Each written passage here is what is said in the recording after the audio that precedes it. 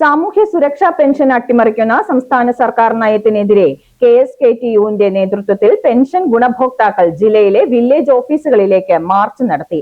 Ettumanoor village ഓഫീസിന് മുന്നിൽ നടന്ന പ്രതിഷേധ മാർച്ച് CPIM ജില്ലാ കമ്മിറ്റി അംഗം ES ബിജു ഉദ്ഘാടനം ചെയ്തു. സാമൂഹ്യ സുരക്ഷയും പെൻഷനും ഔദാര്യമല്ല, അവകാശമാണ് എന്ന മുദ്രാവാക്യമുയർത്തിയാണ് KSKTU സംസ്ഥാന വ്യാപകമായി വില്ലേജ് ഓഫീസുകൾക്ക് മുന്നിൽ പ്രതിഷേധ മാർച്ച് സംഘടിപ്പിച്ചത്.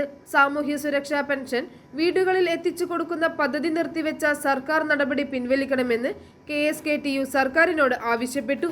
CPM നേതാക്കളായ MD വർക്കി, ശ്രീനി, കേരള വ്യാപാരി വ്യവസായി സമിതി ഏരിയ സെക്രട്ടറി MK സുഗതൻ തുടങ്ങിയവർ പ്രസംഗിച്ചു. 62 ലക്ഷം ആളുകൾക്കാണ് ഇന്ന് കേരളത്തിൽ പെൻഷൻ ലഭിച്ചുകൊണ്ടിരിക്കുന്നത്. കഴിഞ്ഞ ഇടതുപക്ഷ ജനാധിപത്യ മുന്നണിയുടെ ഗവൺമെന്റാണ്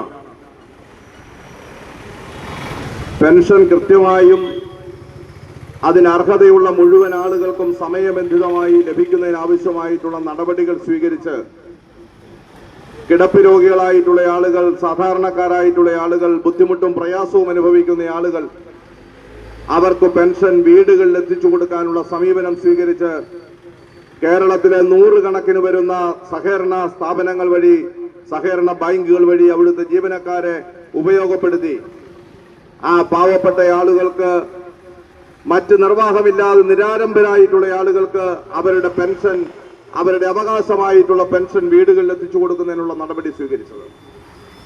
നമുക്കറിയാം, തുച്ഛമായിട്ടുള്ള ഒരു സംഖ്യ പെൻഷൻ ആരംഭിച്ച കേരള സംസ്ഥാനത്ത് ഇന്ന് 2000 രൂപ ഒരാൾക്ക് ഒരു മാസം പെൻഷൻ കിട്ടുന്ന സംസ്ഥാനമാക്കി മാറ്റിയെടുത്തത് നിർണായകമായിട്ടുള്ള ഇടപെടൽ നടത്തിയത് കേരളത്തിലെ ഇടതുപക്ഷ മതനിരപേക്ഷ ഗവൺമെന്റാണ്.